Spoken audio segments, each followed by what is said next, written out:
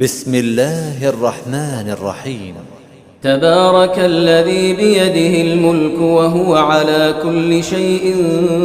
قدير، الذي خلق الموت والحياة ليبلوكم أيكم أحسن عملا وهو العزيز الغفور، الذي خلق 7 سماوات طباقا ما ترى في خلق الرحمن من